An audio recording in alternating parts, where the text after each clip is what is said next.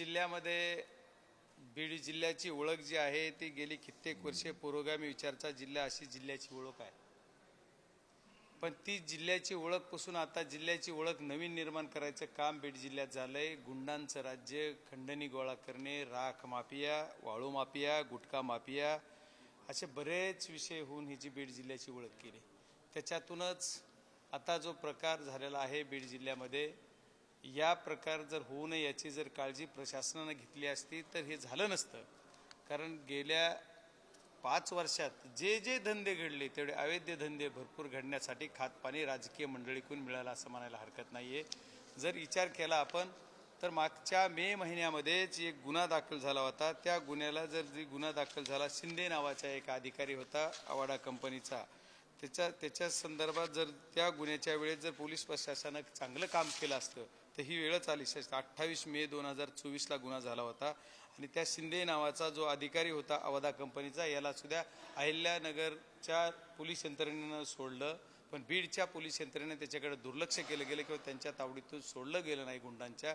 हाच प्रकार परत पुन्हा जी घडला गेला तो परत एकदा खंडणी मागितली, अशा प्रकारचे बरेच प्रकार घडले आणि त्याच्यातून 6 डिसेंबरला आमच्या मस्साजोग या गावी, मस्साजोगच्या अवाडा कंपनीच्या ऑफिस आहे किंवा त्यांनी जी कंपाऊंड करून तिथं ऑफिस तयार केलं आहे, तिथं खंडणी मागणारी जी लोक आहेत हे काही खंडणीखोराचे गुंड गेले आणि त्या गुंडांनी तिथल्या वॉचमॅनला मारणे, तिथल्या अधिकाऱ्याला मारायचा हेतू ठेवून जायचं काम केलं। आणि त्यांनी तिथं ज्यावेळेस या गुंडांना प्रतिकार करायचा विषय घेतला तिथल्या एका वॉचमॅननी सोनवणे नावाच्या, तर त्याला मारलं गेलं, त्याच्यावर भरपूर मारामारी झाली। त्याच्यात गावच्या सरपंच जी संतोष अण्णा देशमुख होते यांना फोन आला आणि फोनच्या आधारावर ते तिथे गेले। त्यांनी भांडणं सोडवासोडीचा प्रयत्न केला आणि त्यांनी पण तिथं थोडीफार मारामारी धक्काबुक्की झाली। याच्यातून पोलीस स्टेशनला गुन्हा दाखल करण्यासाठी हे जी वॉचमॅन होता तो वॉचमॅन अट्रॅसिटीचा गुन्हा, कारण त्यांना जातीवाचक शिव्या दिल्या, ही त्या शेजारच्याच गावच्या असल्यामुळे कुठल्या जातीचा कोण आहे हे माहीत होतं। त्याच्यामुळे असा अट्रॅसिटीचा गुन्हा दाखल करून घ्या आणि आमच्यावर मारामारीचा हे गुन्हा दाखल करून घ्यायला पोलिसांना सांगितलं। पोलिसांनी वेळीच लक्ष न दिल्यामुळे थातूर मातूर काहीतरी एक गुन्हा दाखल केला आणि गुन्हा दाखल करून त्यांना लवकरात लवकर पोलिसांनी सोडलं। ही सगळी हिस्ट्री आहे मागची। पण हे सोडल्याच्या नंतर दुसऱ्या दिवशी त्या लोकांना तिसऱ्या दिवशी बोलवलं गेलं 11 तारखेला। एक 2-4 घंट्यामध्ये त्यांचं जामीन झाली, त्यांना सोडून दिलं गेलं आणि त्याच्याबरोबर PSI सुद्धा स्वतः होते आणि ते सर्व प्रकार मागे सर्व माध्यमाला सर्वांना माहीत आहे। याच्यातून त्यांना उचललं गेलं, किडनॅपिंग झालं, किडनॅपिंग झालं, मर्डर झाला आणि मर्डर करून सुद्धा यांच्यावर काहीच फरक पडत नव्हता। यांची दहशत काय, त्यांनी मर्डर असा का केला, असं का केलं ते त्यांचं असं होतं की आमच्या कामामध्ये खंडणी गोळा करायच्या जर का कुणी काही अडथळा आणला तर त्याला आम्ही कसं मारतो अशा पद्धतीने याला असं एवढं टॉर्चर करू मारायचं काम केलं। आणि हे जी मारलेलं आहे या आदरणीय संतोष अण्णा देशमुख यांना खूप वाईट पद्धतीनं मारलं आणि त्याचं फक्त दहशत निर्माण करणे हा त्यांचा उद्देश होता। आणि याच्यानंतर आम्ही ज्यावेळेस 10 तारखेला अमितभाई शहा यांची भेट घेतली आणि 11 तारखेला मी अमितभाई शहा यांची भेट घेतली आणि 11 तारखेला माझी सकाळी भेट झाल्याच्या नंतर परत तिथली परिस्थिती सगळी सांगितली। त्यांनी सर्व गोष्टी ऐकून घेतल्या आणि आदेशित पण सर्वांना करतो आणि मी याच्यात लक्ष घालतो असा शब्द दिला। त्याच्या पद्धतीनं मग परत 11 तारखेला खंडणीखोर जे आता आरोपी आहेत 3, जे एक आरोपी त्याच्यातला आज सध्या प्राथमिक दृष्ट्या दोन्हीकडे आहे, तोही त्याला अटक झालेली। दुसरा जो 1 नंबरचा खंडणीतला आरोपी आहे त्याला काल परवा त्यांनी शरण येऊन झाले तसं जे सांगितलेलं आहे। आणखी एक आरोपी त्याच्यातलाही फरार आहे। पण या मर्डरमध्ये जे 7 आरोपी होते, 7 आरोपीमधले 14 जण अटक झालेत आणि आता राहिलेले आणखी 3 आरोपी सापडत नाहीत। पण ज्या दिवशी 11 तारखेला हा गुन्हा नोंद झाला, त्याच्यानंतर 11 तारखेला गुन्हा नोंद झाला, 10 तारखेला गुन्हा नोंद झाला, त्यावेळेस पोलीस यंत्रणा आणि तुमच्या माध्यमातून काही बातम्या मी बघतो आणि ऐकतो की कोण उज्जैनला होता, कोण इकडं होता, पण मला जी माहिती आहे त्याच्यावर पोलीस यंत्रणेने जिल्ह्याच्या सर्व SP असतील सर्वांना माझी विनंती, मी जी सांगतो ते पूर्ण माहितीपूर्वक आणि ज्या मला माहिती मिळते त्याच्या इनपुट्स माझ्याकडे जे आल्या त्याच्यावर मी बोलत असतो।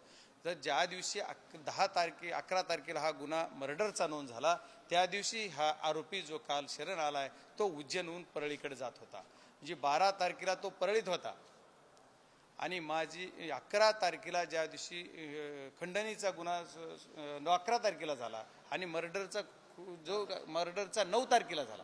मर्डरचा गुन्हा 9 तारखेला झाला, 10 तारखेला 11 तारखेला मी अमित भाई शहांची भेट घेतली आणि 11 तारखेला खंडणीचा गुन्हा झाला. तर खंडणीचा गुन्हा ज्या दिवशी झाला त्या दिवशी हा आरोपी परळीतच होता. आणि त्याच्यानंतर 12 तारखेला जिम्मेदारीने सांगतो, पोलीस यंत्रणा का झाकवती म्हणजे का लपवती का माहीत नाहीये, पण 12 तारखेला मला असं कळतंय की पोलीस यंत्रणेची ह्या आरोपीची भेट झाली. ज्या नेत्यांसोबत हे काम करतात त्या नेत्यांच्या ऑफिसला.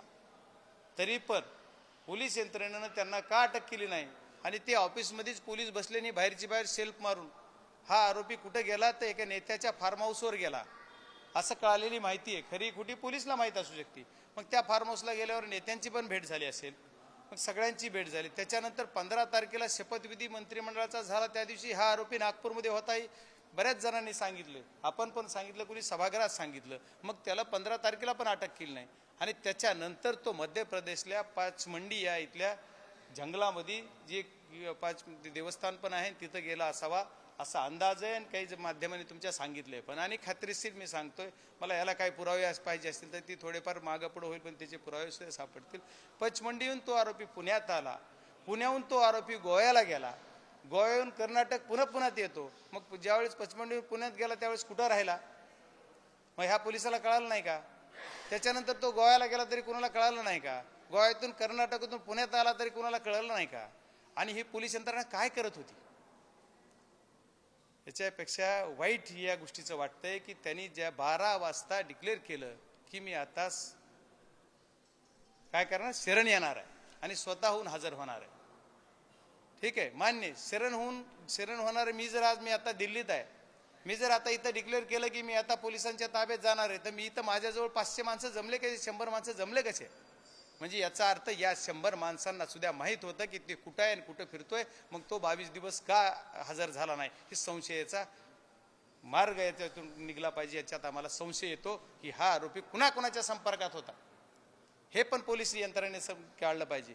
एवढंच नाही तर आमच्या महाराष्ट्र राज्याचे उपमुख्यमंत्री आदरणीय अजितदादा पवार साहेब ज्या दिवशी आमच्या संतोषांना देशमुख यांच्या कुटुंबाला भेट द्यायला सांतवून आले, आम्ही सकाळी तिथून भेट देऊन गेलतो पवार साहेबांनी. त्याच्यानंतर ज्या दिवशी ते आले, शनिवारी 16 तारीख होती बहुतेक, 16 तारखेला शनिवारी, त्या दिवशी त्यांच्या ताफ्यामध्ये असणारी गाडी जी होती त्याच गाडीमध्ये हा आरोपी तिथं जाऊन सरेंडर होतोय. याचा अर्थ काय? त्या दौऱ्यामध्ये तिथं मस्साजोगला ही गाडी अवेलेबल होती आणि तीच गाडी, त्याच गाडीमध्ये हा आरोपी बसून तिथं जाऊन शरणागती देतोय. आणि त्या ज्या गाडीच्या मालक, आता गाडी कुणाच्या नावावर सर्च केलं नाही मी, पण ती ज्या गाडी जो मालक जी गाडी वापरतोय त्यालाच तुमच्या मीडियाने विचारलं, ही गाडी ह्या गाडीत आला का? ते मला नाही आला. अरे ही गाडी तुझीच आहे, तोच तिथं होता, तो सुद्धा तिथं होता, मग याला सुद्धा असं हा आरोपी करणार का? जर कुणी ह्यांनी जर पळवीला मागे केला असेल तर ही गाडी तिथं होतं, या आरोपीला ह्याला सुद्धा असं हा आरोपी केला पाहिजे. आज माझ्या केस तालुक्यातले बरेच लोक यांच्या संपर्कात नसणारे सुद्धा फरार आहेत. मग यांना आणखी आरोपी काय केलं नाही? मग ह्या आरोपीने एवढ्या दिवस एवढं फिरत राहून, एवढं चक्र, एवढं कोण कोण याच्या संबंधित होतं, कोण कोण याच्या ताब्यात होतं, कुणाकुणाच्या संपर्कात होता, हे आणखी कळालं नाही. आणि मला एक म्हणायचं की एवढ्या दिवस मग पोलिसांचं किती कर्तव्य दक्ष, आमच्या मुंबई पोलिसांचा, महाराष्ट्र पोलिसांचा माझ्या लहानपणापासून मला अभिमान वाटतोय. एवढे चांगले पोलीस असताना यांच्यावर कोण दबाव टाकतंय की पोलिसांना ही का आरोपी पकडता आला नाही? एवढंच नाही, CID कडे तपास दिला, CIDची यंत्रणा सगळी त्याच्यामध्येच आहे. मग CIDचे ज्या तपास यंत्रणा काम करतायत त्यांचं सुद्धा कौतुक केलं पाहिजे, पोलीस यंत्रणेचं कौतुक केलं पाहिजे. पण जो आरोपी शरण येतोय तुम्हाला सापडत नाही, तुमच्या पुण्यातच फिरतोय. माझा दुसरा प्रश्न असा आहे प्रशासनाला आपल्या माध्यमातून, या आरोपी ज्या गाडीतून आला, जिथे व्हिडिओ शूट झाला, ज्या ठिकाणी व्हिडिओ शूट झाला, व्हिडिओ संपताना बघा तो आरोपी कसा वागतो. मग तिथं जी आरोपी तो जिथं होता ते कुठं होता, कुणाच्या घरात होता, आणि त्याची तपासणी तुम्ही करणार का? त्या घराची तपासणी का करणार नाही की ज्या घरामध्ये तो आरोपी होता त्या आरोपीला तिथं ते घर कुणाचं होतं त्यांना तपासलं पाहिजे. मग ज्यांच्या घरात आरोपी आहे त्याच संघटनेचे लोक काय आंदोलनात म्हणजे आमच्या विरोधात आंदोलन करण्यासाठी पाठिंबा देतात. मग यांच्याशी काय संबंध आहे यांचा? हे खंडणीखोर जे सगळे आहेत त्या खंडणीखोरांचा संबंध कुठं कुठं जुळतोय हे सुद्धा बघितलं पाहिजे. आणि मग ह्या आरोपीची चौकशी, गाडीत एवढे दिवस त्या आरोपीसोबत कोण होतं? एकटा आरोपी ड्रायव्हिंग करत फिरत होता का? याच्यासोबत कोण होतं याचा तपास झाला पाहिजे.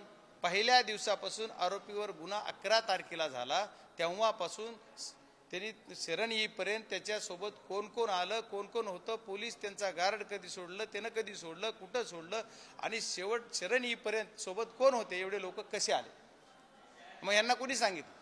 बरं ठीक आहे, जाऊ देत, एवढं झालं तरी आम्ही मान्य करू. तुम्ही आता परत केजला येत आहे.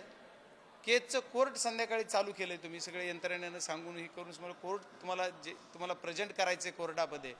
तर त्या दिवशी सुद्धा पुण्याहून केजपर्यंत येऊनचा जो अंतर आहे, कुठून येत होते, काय लाईव्ह देत होते का CID म्हणजे आमची कुणा कसं होत होतं की कसं कळत होतं की ज्यावेळेस आरोपी केजला यायचे त्यावेळेस दहशत निर्माण करायचा प्रयत्न केला. तिथं पोलीस बळाचा वापर करावा लागला SP साहेबांना, आणि तिथं पोलीस बळ वापरावं लागलं. तिथं जवळ 1500 लोक आणि बाहेरच्या गाड्या म्हणजे पार काय काय करून एवढे पोरं तिथं आले. त्याचं कारण काय?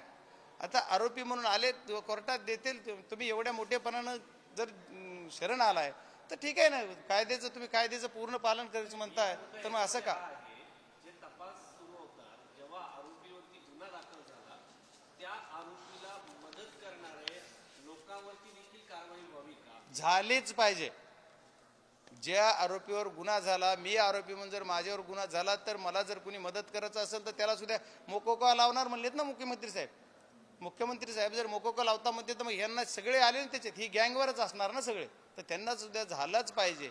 आणि जी सगळे लोक समर्थनासाठी आले, तर कुठल्या एखाद्या नेतृत्वाचं समर्थन होतं, एखाद्या विजयी मिरवणूक होती. आमचा माणूस जीवांशी मेलाय, त्याला तुम्ही टॉर्चर करू मारलंय, आणि त्याच्यात तुम्ही आनंद उत्सव करताय कोर्टात आलेल्या तुमच्या माणसाचा. त्याच्यासाठी 1000 माणसं बोलवताय, आणि तिथं येतात रात्री 11 वाजता 12 वाजेपर्यंत. तिथं आमच्या इथं पोलीस बळाचा वापर करावा लागतंय. रात्री 12ला 1ला गाव शांत आहे, गावामध्ये अशांतता पसरायचं काम का केलं गेलं, हे सुद्धा माझा प्रश्न.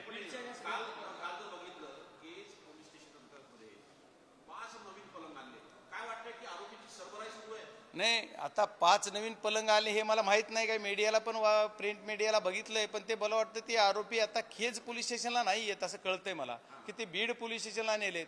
आणि बीड पोलीस स्टेशनला काय होते, पहिले ती गेवराईला नेलेत अशी माहिती आहे. आता कितपत खरी खोटी काय मी काय त्यांना फोन करत नाही, मी माहिती घ्यायचा प्रयत्न करत नाही, कारण पोलीस यंत्रणा एक लोकप्रतिनिधी, जिल्ह्याचा प्रमुख लोकप्रतिनिधी आहे. मी जर कोणाला फोन केला तर आम्ही काहीतरी प्रेशर देतो किंवा काहीतरी करतो, असं होऊ नये आमच्यावर अलिगेशन, म्हणून मी कुणाला फोन करत नाही. जर कुणाचा फोन आला तर तेवढी जी असेल ती माहिती किंवा मला जी माहिती आली ती मी SP साहेबांना सांगायचा प्रयत्न करतोय. या प्रकरणात लहान आकाला मोठ्या आकाला वाचवण्यासाठी लहान आकाचा एन्काउंटर होऊ शकतो असं विजय वडेट्टीवारांनी म्हटलेलं आहे.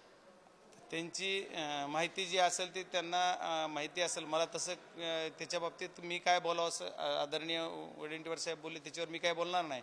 पण खरा अक्का काय बक्का काय जे असेल ती हाच आहे, वरचं खालचं नंतर ह्यांचीच सगळं ही आहे. त्याच्यामुळं जे सगळ्या गोष्टी आहेत ते कुणाला वाचवायचं, कुणी ह्याच्यात मुख्यमंत्री महोदयांनी सांगितलं मी कुणाला वाचवणार नाही. परत पुन्हा काल 24 तारखेच्या GRच्या संघाने काल GR निघलाय SIT स्थापनेचा. बघितलं का आपण सगळ्यांनी? 11 नाही 7 लोकांची SIT आहे. कोणी म्हटलंय? पकडल्यावर ना विरोध काय, कशाला विरोध करणाऱ्याला विचारा. मी पालकमंत्री का नसावं? आम्ही पालकमंत्री, तुमच्या पालकमंत्री काळामध्ये किती गुन्हे झाले, किती खंडण्या झाल्या, किती काय झालं ही सगळ्या जनतेला माहीत असल्यामुळे लोक एखाद्या वेळेस नको म्हणत असतील. आम्ही कोण पालकमंत्री करावा हा सरकारचा विषय, तिन्ही पक्षाचा विषय. आम्हाला काय ताई काय भाऊ काय आम्हाला काय फरक नाही. आमचं तर म्हणणं आहे जिल्ह्याच्या बाहेरचं, मी तर म्हणतोय अजितदादांनीच घ्यावा असं 10 वेळेस म्हणलोय मी पालकमंत्रीपद. आणि काय त्यांना काय फरक पडायला आहे? त्यांना जर वाटत असेल तर त्यांचेच नेते पालकमंत्री आहेत, काय फरक पडणार त्यांना. पण मला कालच्या SITवर बोलायचं आहे की काल जी SIT महाराष्ट्र शासनानं जी केली 1 जानेवारीचा जो जी आहे GR, त्याच्यामध्ये लोक जी घेतले ती 9 लोक आहेत त्याच्यामध्ये. हो, तेली 1 ते 10वी असतील आणि हे सगळे 9 लोक घेतलेत. हे सगळे लोक ज्यांच्या आशीर्वादानं मलिदेच्या पदावर बसलेले आहेत त्यांनाच त्याच्यात घेतलं. याचं रहस्य काय? जर SIT नेमायची तर जिल्ह्याच्या बाहेरचे घ्या ना. मागच्या काळामध्ये ज्यांना बघा LCBला कुणाची पोस्टिंग होते, LCBला पोस्टिंग कोण करताय? एवढं बक्षीस देऊन बसविलेले चांगल्या पदावरले माणसं तेच घेतलेत. मग ते तपास काय करणार? ज्यांनी त्या पदावर बसविलेत त्याचीच चौकशी अधिकारी करणार. किती चांगला मार्ग आहे हो. म्हणजे तुमचा विश्वास नाही आहे नाही, SIT वर माझ्या हे बघा, तेली या नावच्या अधिकाऱ्यांविषयी मला काही बोलण्याचा नैतिकता वाटत नाही, कारण मला त्यांचा अभ्यास नाही. पण ही जी बीड जिल्ह्यातले लोक आहेत, मला कुठल्या पोलीस यंत्रणेवर बोलायचं नाही, पोलीस अधिकाऱ्यावर बोलायचं नाही, पण हे जी बीड जिल्ह्यामध्ये आमच्या चाललंय हे सगळं पोलीस यंत्रणेच्या आशीर्वादानंच चाललेलं आहे. हे सगळं अवैध धंदे, हे सर्व गोष्टी. त्याच्यामुळं LCBला बसलेले स्थानिक गुन्हे शाखेचा काहीतरी बघा घेतले एक अधिकारी, स्थानिक दुसरा घेतलेला आहे गोवा बीड, परत एक घेतलेले अधिकारी आहेत पोलीस उपनिरीक्षक, त्याच्यानंतर उपाध्यक्षक घेतलेले आहेत, आणि परत पुन्हा केज पोलीस स्टेशनचे काही 2-3 अधिकारी. ठीक आहे, खालचे PSI पासूनचे पोलीस पासूनचे यांचं काय नाही, पण DYSP पोलीस निरीक्षक हे जे अधिकारी आहेत ते जर तुम्ही या गुन्हे शाखेचे घेतलेले स्थानिक गुन्हे शाखेचे आहेत, तर बीडमधले हे पोस्टिंग करताना जे आरोपी आहेत त्यांनीच त्यांच्या पोस्टिंग केल्यात, पालकमंत्र्यांना सांगून, सरकारला सांगून. तेच सगळं बघत होते ना. मग त्यांची चौकशी ह्यांनीच करायची. हे काय SIT अशी का नेमली मुख्यमंत्री महोदयांनी? तर त्यांचं म्हणणं की असं मला कळालेली माहिती की तेली नावाचे जे अधिकारी आहेत त्यांना स्वातंत्र्य दिलं होतं. पण तेली साहेबाला सुद्धा आपल्या सर्वांच्या माध्यमातून मला विनंती करायची, साहेब तुम्हाला बीड जिल्ह्यातलेच अधिकारी SITला पाहिजेत काय? मग बीड जिल्ह्याचा विकास कराल. बीड जिल्ह्याचे SP जे आता जॉईन झालेत ते सुद्धा मला वाटतं असं म्हणतात की मला यंत्रणा म्हणजे पोलीसचे काही अधिकारी बदलून द्या तर मला व्यवस्थित काम करता येईल. आता तुम्ही तर ह्याच्यात हेच घेतलेत. मग SIT ह्याच्यासाठीच आदरणीय धनंजय मुंडे साहेबांची CM साहेबाची भेट होती, आणि भेट झाली की दुसऱ्या मिनिटात दुसऱ्या दिवशी तो आरोपी शरण जातो, आणि शरण जातो आणि SIT दुसऱ्या दिवशी येते. म्हणजे काय प्रकार आहे यार? SIT CID झालं, सुदर्शन गुन्हे सापडत नाही. नाही, आता हा जो तपास आहे आजच्या क्षणापर्यंत, आता मी फ्लॅटमध्ये होतो त्यातल्या 2-4 तासातला मला नाही सांगता यायचं, पण मला सकाळपर्यंत रात्रीपर्यंत जी माहिती आहे ती हा तपास SIT काल नेमली, पण त्याच्या अगोदर सगळा CIDकडेच आहे. आता ही दोन्ही संस्था तपास करणार आहेत का काय करणार ह्याच्यावर क्लिअरिफिकेशन कुठे मीडियानं तर दिलं नाही. मीडियाला कोणी पोलीस यंत्रणेने दिलंय का? माझ्या बघण्यात नाही, माझ्या ऐकण्यात नाही. असेल तर तुम्ही सांगू शकता. मग ही SIT जी नेमली तर या SITचं काय काम आहे आणि तुमच्या CIDचं काय काम आहे? तर CID तपास करते. CIDला आणखी 3 गुन्हेगार सापडले नाहीत. मेन आरोपी जे आहे 302 मध्ये मग काय नवीन जो कलम आलेला आहे मर्डरचं जे किंवा खुनाचं जे नवीन कलम आहे त्या कलमामध्ये हे 7 आरोपी, 7 मधले 4 पकडलेले आहेत, आणि हा जो आरोपी आहे ते 3 सापडले नाहीत. आणि याच्यात जो मास्टर माइंड आहे ज्याच्या खंडणीतून हा खून झालेला आहे त्याच्यामध्ये याला या गुन्ह्यामध्ये खुनाच्या आरोपामध्ये ॲड झाला पाहिजे हा आरोपी, ही आमची मागणी आहे. त्याच्याशिवाय आम्ही शांत बसणार नाही. कारण मी मागच्या काही दिवसापूर्वी सांगितलं की जर आरोपीला अटक झाली नाही तर 2 तारखेला माझा निर्णय मी डिक्लेअर करणार, सगळ्यांची चर्चा करून की मी पुढचं पाऊल काय उचलणार. पण आज एक आरोपी अटक झालेला असल्यामुळं आणि पुढच्या 2-3 दिवसाची आणखी काल गावकऱ्यांनी जलसमाधीचा जो विषय गावामध्ये जाऊन पाहण्यासाठी केला, त्या जलसमाधीमध्ये सुद्धा काल पोलीस यंत्रणेच्या SP साहेबांनी बीडच्या सांगितलेलं की मी तुम्हाला एक 8 दिवस मला द्या, तर ते गावाच्या सर्वांच्या वतीनं आणखी त्यांना जवळपास 8 दिवसाचा अवधी दिलेला आहे. या 8 दिवसात ते मी म्हणतो 8 दिवस लागतात कशाला, तुम्ही 4 दिवसात हे आरोपी पकडले पाहिजेत. नाही जर पकडले तर मी स्वतः सुद्धा वेगळ्या पद्धतीनं उपोषणाचा मार्ग अवलंबणार आहे. या सर्व गोष्टी करत असताना माझी एकच मागणी आहे आज पण सर्व सरकारला, आदरणीय देवेंद्र फडणवीस साहेबाला, साहेब तुम्ही SIT नेमली पण SITमध्ये बीडचेच पोलीस घेतले, त्याच्यावर बीडच्या जनतेला समाधान नाहीये आणि बीडची जनता त्याच्यावर भरोसा ठेवणार नाहीये. आणि CIDकडे जो तपास चाललाय तर CIDचा तपास पारदर्शक करण्यासाठी CIDच्या सर्व टीमनं एकदा त्यांनी काय केलंय ते तरी सांगितलं पाहिजे. आम्ही हे अटक केले तेवढे करतोय, आणि तुम्ही आता नवीनच सांगितलं की 5 कॉट विकत घेतलेत. जर आरोपीला कॉट दिले जात असतील, बाहेरून जेवण दिलं असेल, देत असाल, तर मग तुमचं काय पारदर्शकपणा बघायचं आहे? मग तुम्ही देताय का नाही मला माहित नाही, पण माध्यमांनीच मला विचारलंय आता कॉट दिले, जेवण दिले, तर मग काय करायचं? सगळ्यात महत्वाचा मुद्दा आहे की अजून किती पारदर्शक पाहिजे. जेव्हा आरोपीला अटक होणार असते तेव्हा सगळे त्याचे कार्यकर्ते पुण्यात दाखल होतात, CIDला माहिती नसतं पण लोकांना माहिती होतं. अजून किती पारदर्शकपणा पाहिजे तुम्हाला? नाही, आता याच्यापेक्षा काय, आता आम्हाला राहिलेल्या लोकांना आम्ही जी बोलतो त्यांना गोळ्या घालायचंच राहिले. अरे तुम्ही जर असं करत असाल तर आमचं तरी काय, आमचं जे जगणं सुद्धा मुश्किल होऊन जाईल. लोकप्रतिनिधी सुद्धा जगणं मुश्किल आहे. कारण पारदर्शकवर आज पोलीस यंत्रणेनं आम्हाला अभिमान वाटावा, आमच्या लहानपणापासून आमच्या महाराष्ट्र पोलिसावर आमचा एवढा आम्हाला अभिमान वाटावा एवढं काम पोलीस करतायत. दिल्लीपर्यंत देशाला अभिमान वाटावा असं काम करतायत. आणि काय झालं ते ही एकच सापडत नाही. का सापडत नाही? मग याच्यात काय दोष आहे? याच्यात सगळे जे कॉल डिटेल्स बघा म्हणून सांगितलं. कुणाला फोन आले, ठीक आहे, कुणालाही जाऊ दे, ज्याला जेवढ्याला फोन केले ते का गेला तुला फोन आणि कशासाठी आला एवढंच बघा. वर्षभराचं और ही जी अधिकारी आहेत, या अधिकाऱ्याने एकांतात घ्या. CID जी आम्ही मालिकेत CID बघतो, ती जर खरी CID आपली असेल तर CIDनं ती एकाला घ्या ना, एका रूममध्ये विचारा अधिकाऱ्याला तू कसं काम केलं इथं, ते नक्की सांगेल खरं. आणि आता CSID मध्ये तेच अधिकारी घेत आहे. मग काय करायचं? अहो एवढंच नाही तर परवा एक विषय तुम्हाला सांगायचा आणखी बघा. माझ्याकडे फाईल आहे, आता मी महाराष्ट्राच्या यांना देतोय पत्र. गणेश मुंडे नावाचा एक PI ज्याला की येरमाळा गाव आपल्या धाराशिव जिल्ह्यामध्ये आहे, तिथं त्याला अँटी करप्शन झालं त्याच्यावर. आणि त्याच्यानंतर त्याची पोस्टिंग बीडला झाली गेली. बीडहून त्याची पोस्टिंग मागच्या महिन्यामध्येच काय किंवा मागं काहीतरी जुलैमध्ये वगैरे याला झाली गेली नळदुर्गला.